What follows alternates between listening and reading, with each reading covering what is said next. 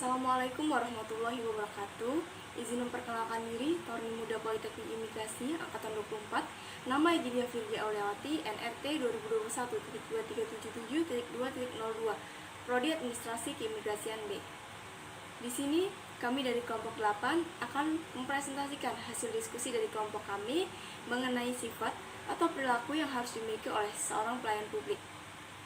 Sebelum masuk ke dalam presentasi kami, izinkan saya untuk memperkenalkan anggota dari kelompok 8, yaitu ada saya, Egidia Virgia Auliawati, yang kedua ada rekan Fahrul Firmansyah, yang ketiga ada rekan George Eros, dan yang terakhir ada rekan Irfan Alif Bukuna. Mengapa seorang pelayan publik itu harus bersikap secara adil? Karena mereka harus menciptakan citra pelayan publik yang diharapkan. Jelasnya itu agar masyarakat percaya akan kinerja pelayan publik, serta dapat menciptakan keharmonisan dan sinergi yang baik antar para pelayan publik dan masyarakat. Kemudian tidak bersikap diskriminatif, yaitu karena dengan bersikap diskriminatif dapat menyebabkan seseorang kehilangan haknya. Yang itu jelasnya dapat menyebabkan seorang mengalami pengurangan, penyimpangan, hingga penghapusan pengakuan pelaksanaan serta pemenuhan hak dasarnya sebagai manusia. Kemudian contoh yang dapat diambil adalah diskriminasi dan adil, di mana kami mengambil contoh itu Syamsul merupakan salah satu orang yang mendatangi asrama mahasiswa Papua di Jalan Kalasan, Surabaya dari tanggal 16 sampai 17 Agustus yang lalu tahun 2019. Oknum ASN pemerintah kota Surabaya di salah satu kecamatan di kota Pahlawan ini diketahui merupakan salah satu orang yang telah melontarkan kata-kata makian bernada rasial ke arah penghuni asrama. Aksi Syamsul itu juga terekam dalam tayangan video yang beredar di media sosial. Insiden tersebut juga disebut-sebut sebagai pemicu pecahnya kerusuhan di sejumlah kota Papua dan Papua Barat. Oleh karena itu, sebagai seorang pelayan publik harus menghindari sikap diskriminatif dan juga harus bisa bersikap adil dan agar dapat menjaga keharmonisan dan juga sinergitas antara kita sebagai pelayan publik dan juga masyarakat. Santun dan ramah.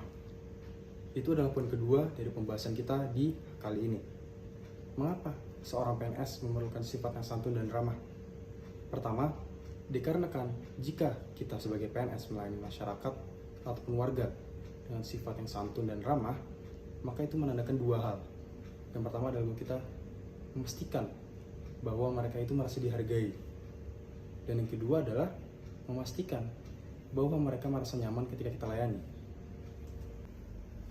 Poin lainnya adalah bahwa jika kita bersifat santun dan ramah sebagai PNS, maka seiring berjalannya waktu tentu masyarakat akan berpikir bahwa sebenarnya pemerintah ini peduli terhadap mereka. Pemerintah itu menghargai mereka dan kita bahagia dalam melayani mereka.